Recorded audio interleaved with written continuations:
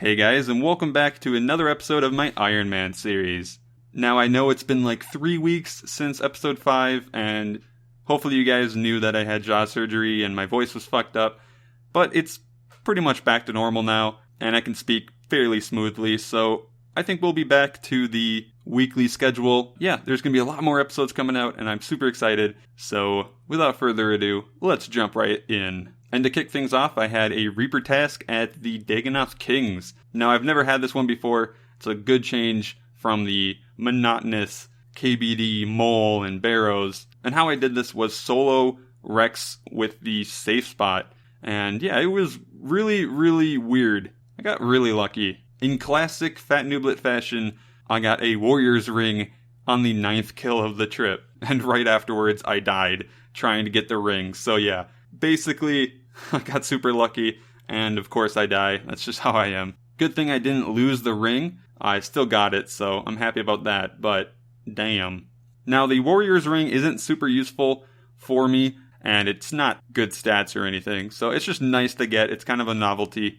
But yeah, continuing the luck, the very next kill I got a Berserker Helm, and just like the Warrior's Ring, it's not super useful because my Rock Shell Helm actually is better. So, yeah, it's just a really good elk. It's like 40k, so I'm not going to complain. I also got 61 magic and 54 HP, which means I can teleport to Trollheim too, which will come in handy in the future, hopefully. Oh my god, I got another Warrior's Ring. What the fuck?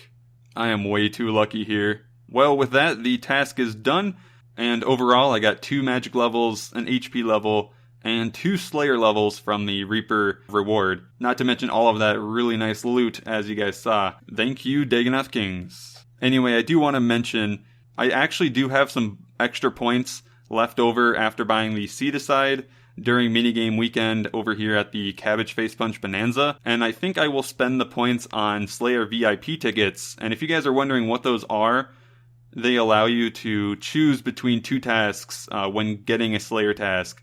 It'll be really, really nice when I go on that giant Slayer grind. But with the extra points I had, I got 44 tickets. I'm sure it won't last me all the way to 99, but it should get me to a fairly high level. I can always come back here. It's really easy to get points. Yo, I got another DKS task with my Reaper today. So let's go solo another round of Rex kills. Alright, we're done with all of those, and for drops I got a Rock Shell Plate Body. Too bad I don't need one anymore, but it'll be a good elk. I also got 3 Rune Warhammers. I got a rare drop table drop of 51 teak planks. That'll come in handy for construction. And I also got Rune Arrowheads from the rare drop table as well. I don't know what I'm going to do with those. I think it would be most effective just to fletch them and then maybe use the Rune Arrows. I'm not really sure. Anyway, elking all of that got me 115k. I also got 50 Slayer from the task as well. Not too shabby. Okay, we have another Reaper, and this time it was 6 Chaos Elementals. I've never had this one before on the account yet, so that's new. At least it's something refreshing.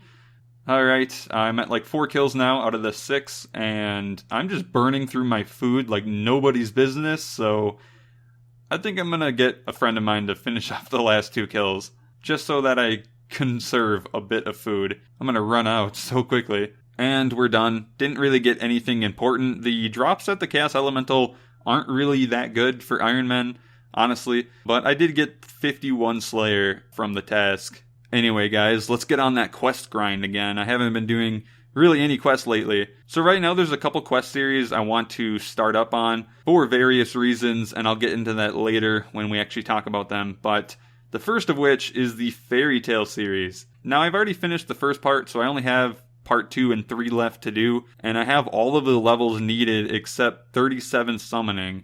And as you can clearly see, I have not even started that skill, so we definitely need to get on that pronto if we want to do this shit. So Wolf Whistle it is. Okay, I finished that. That was extremely easy. I guess it's time to start the skill now, and I hope I have enough charms for 37. I didn't do any calculations. We're kind of just doing this on a whim. I'm just hoping we can do it. Well, on second thought, I actually don't want to go in blind. I actually did some calculations, and the first milestone I want is level 10 summoning, and that allows me to make a slightly better pouch for golds, and for that I need 94 raw chickens. So let's go kill some chickens. Okay, we got all of them. I actually bought like 50 from various stores around RuneScape, and I just finished the remainder over at the Chickens in Lumbridge. So the next milestone I want is level 16, and to get there from level 10, I need 99 Spirit Spider pouches. I mean, obviously I could just make all Dreadfowls with the raw chickens, but I'm just going to stick to the Spirit Spiders because they're slightly more experienced, but it is a little bit more collecting, and it actually might take longer, and it's probably not efficient, but fuck it, I already decided on it. So I guess it's time to go collect those carcasses. Now the best place for the collecting is definitely over here east of the Yennial Bank, but yeah, damn, it takes a long time. Alright, everything is collected, and it's time to make the pouches. There we go, 14 summoning. Now I can take a little break and go do the bringing home the bacon quest, the one with the pigs, because that gives you a bit of summoning experience, and it'll save me time on collecting more supplies whilst getting a quest done. There we go, done with that. Got me to 16 summoning. Now I can finally make granite crab pouches for the remainder of my gold charms. And with that, we're done, sitting at 28 summoning now, which means I can make compost mound pouches with green charms.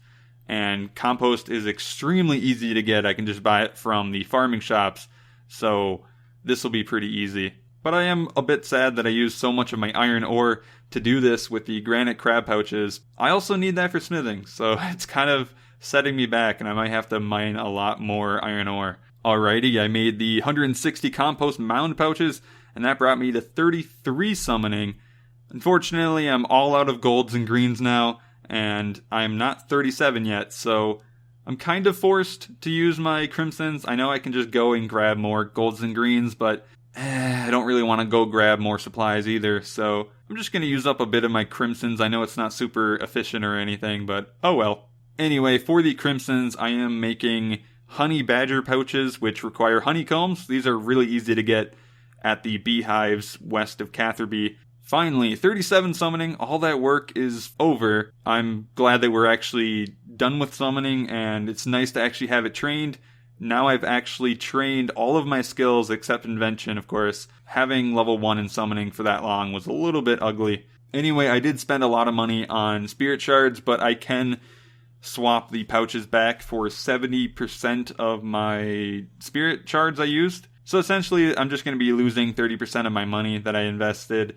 And one issue with this, though, is that you need several levels above the pouch to swap it. So my honey badgers, I can't, but they just have to sit in the bank, and basically I'm down 200k GP from this. A lot of it is still in the badgers, of course, but it's definitely a setback to the kingdom money that I need. Okay, I actually got a little bit sidetracked, as usual, but seriously, this was amazing. So you guys remember from the earlier episodes when I had to do duo Reaper tasks for Giant Mole? I had to basically leech the tasks, and it was kind of just sad because this is an Ironman. I shouldn't be getting help during these things, and I actually hit a milestone today. I had a daily challenge to kill one giant mole. I did not know that even existed, but I tried it solo with my tier 60 and my tier 50 armor, and it was actually doable. It was fairly slow, though, at like 3 minutes long, which I don't know if is fast or not for my level, but anyway, I didn't really use that much food, and this actually means I can solo my mole tasks from now on, and that is super motivating because I get twice the loot, and now I can actually do them knowing I'm not getting help. Ooh, I just realized I actually have another daily challenge for Pyramid Plunder, and I don't think I've mentioned this yet, but I do want to do the Deadliest Catch quest, which allows me to have a deposit box when I'm cutting teaks. So that quest is really, really nice. I do need 70 fishing and 70 thieving for that, so it's a lot of work. I mean, I also need 67 hunter, but that'll come slowly from Big Chinchampa. So I do want to do this daily challenge to speed up some thieving levels, but apparently I do need to start the Icthlarren's Little Helper quest. I don't even know how to say that, and it's really hard to say with my current lisp. But anyway, I do need that to enter Sophanum, so that kind of sucks. I gotta do 2 quests beforehand. Ugh. Okay, the first one, Stolen Hearts, is now done, and that was easy enough. On to the next one. Yes, now we can actually do Pyramid Plunder. I have not done Pyramid Plunder for so long. The last time I did it was like 2014 before Elf City was released. Like, man, it's bringing back the memories. And yeah, I finished the challenge. It's time to turn in all 3 of them now. The Giant Mole, the Pyramid Plunder, and the Summoning one I did earlier when training that skill. And holy shit, 17,000 thieving experience for one challenge. What the hell? That brought me to 54 right away, and I'm almost to 55. Oh my lord, I am always going to be doing thieving dailies from now on. That was godly. And continuing with the dailies trend, I do have a hunter daily where I have to catch an assortment of essence, eclectic, and nature implings over at the Puro, or however you say it. I think it's Impetuous Impulses or something like that. It's the place that you can catch a bunch of implings. Anyway, it's much faster with the magic butterfly net, and I don't have that yet. So the first thing I did was unlock that, and here we go. First inventory of loot. Oh, nothing really too good. Damn it. Oh well. Okay, done with trip number 2, and this one is much better than the last one, because I got 5 nature implings. Hopefully I do get some nice seeds. I'm looking for, like, Renar seeds or something. Well, that was an improvement. No Renar seeds like I hoped, but I did get an Irrit and Hairlander seed, as well as 10 Addy ore. I'll take it. I think there's one more trip to go, probably. For the last inventory, we got 10 gold bars and 20 Addy ore. Definitely not bad at all. So I guess it's time to turn in the challenge. Whoa, I got 27k hunter experience.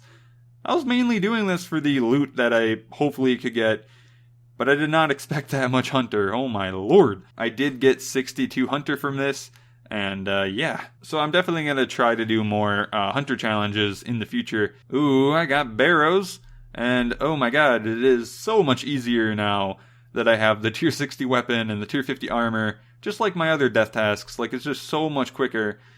And I actually finished my second chest in a trip ever on this account, so it's gonna go a lot faster than what I'm used to. And I'm using a lot less food, a lot less prayer. It's just overall, Barrows is not as bad as it used to be. I will say though, this Reaper task was honestly awful. Like, I got no good drops, but hopefully I get an item soon. Maybe in the next Barrows Reaper I can snag a drop. Okay, so before we go on to that huge quest grind that I talked about earlier, I want to go get 50 smithing for future quests like Swan Song, Cabin Fever, Family Crest, and Legends Quest. So first I mined a ton of iron ore for the Artisan's Workshop. I used a lot of iron ore with the summoning, as you guys saw, so I definitely need to restock. Yay, 57 mining. That was a lot of iron ore, I swear. But I am getting really close to 60 mining for Lunar Diplomacy. So excited. I do want to conserve my iron ore, considering that was really tedious to mine. So let's do a really important quest for smithing. And there we go, finish What's Mine is Yours quest. So I mainly did this to get the Doric and Boric tasks, which are unlocked after the quest. And you get a bunch of mining and smithing from these little tasks. Yeah, you also get a lot of bonus experience that you can put into either mining or smithing. I'm definitely going to put into smithing because smithing is harder on an Ironman, especially with the shooting stars that I do all the time. Anyway, let's go and do the tasks. Finish the last task that I have requirements for. There are a couple left, but I don't have the levels. I think one of them is 60 mining, and then there's a lot more smithing levels I need. But as of right now, I'm sitting at 37 smithing. Definitely not too bad. And as for the amulet that gives you the bonus experience, I got 24,000 smithing bonus. Holy shit. That is really good. But I guess right now it's just time to go AFK the iron ingots over at the Artisan's Workshop. It just takes 1 iron ore and you get like 100 experience. You get 111 if you're doing the correct armor. It's somewhat AFK, not the best AFK, but it's something. It's like 40k experience per hour, so definitely good on Ironman. It's gonna take a little while, but I'll just chill, relax. Well, actually, I took a wee break from smithing for a shooting star, and no, I'm like 400 experience away from 58 mining, and the star is over, so rest in peace. Hey, 58 mining, I just finished that up over at the Coal Rocks because I do need a bunch of coal for later, and you guys will see why in just a bit. Okay, we're back at the smithing, and I just hit 47 now. I think I'm going to take a little bit of a break again and do the first 2 Elemental Workshop quests for some really easy smithing experience. I might as well maximize my quest progress and train my skill, you know? Okay, Elemental Workshop 1 is complete. I got 5,000 crafting and 5,000 smithing. It literally took like 5 minutes. So I'm off to do part 2 now. And that was also pretty quick, I would say. It's a little bit tedious, but we did hit 48 smithing and 52 crafting. Now, I know I could just go do Elemental Workshop 3. It's not very good for smithing experience, but it'd be nice to do. But I will say, it is one of the worst puzzles known to man. So I'm going to hold off on it for a little while. Come back when I'm more, inclined to do this quest. And let's just go back and get the level 50 smithing. First, though, I do want to do another smithing task for Doric and Boric, which you unlock at 48 smithing. And now you can see why I mined a bit of coal earlier, because I needed 50 steel bars for this shit. Oh man, that's a lot of work, and it's sad to see all those supplies go down the drain, but it's highly worth it. 49 smithing, and I got 15,000 bonus experience from the amulet. And that is all the tasks I can do for now, actually for a while, which kind of sucks, but I can do another one at 60 mining, and I think 59 smithing is the next one for smithing. And I think there is one other one after that. I believe it's 70. Yay, we're done. 50 smithing. Oh man, that was so much work just for this little thing. I think I just made it a little harder than I needed to. I could have just AFK'd all of this. But we are now over 1,400 total as well. Oh man, the progress is crazy. But anyway, now that we're done with the smithing shit, I can go and do that questing grind, finally, that I've been hyping up since earlier in the episode. Let's go. So first up, I want to do Family Crest, because that is extremely important, as I am running out of food like every 5 seconds with my Reaper tasks, and you get the cooking gauntlets from this quest, and it'll allow me to get a lot more food. I swear I say this for like every quest, but like, the quest NPCs were like hyping this boss up. He's so bad. Anyway, another quest done. The goldsmithing gauntlets too later on, which is going to be good for smithing because they give you a bunch more experience while smithing gold bars. But for right now, I'm not going to worry about it. The cooking gauntlets are a lot better at my current stage. But I think it's time to go and do the Fairy Tale quest series, Fairy Tale Part 2, let's go. So we got the Magic Essence Potion, and we can cure the Queen now. So, there we go. Didn't get any levels, but having the Fairy Ring system is definitely going to be useful. On to Part 3. Hopefully the boss fight in this quest isn't too hard. Like, I remember it being fairly difficult back in 2010 when I did it. I think it's 2010, maybe it's 2011, I don't remember. But I did it on my main account when it first came out, and I don't remember it being super easy, so I'm a little bit nervous. And it wasn't that bad, but it took forever, and your accuracy is just garbage the entire fight. It's not super hard or anything, it just takes a while, and you just need a lot of food. I guess it's time to turn in the quest. Ooh, 55 thieving. I also did get 66 magic during the quest itself.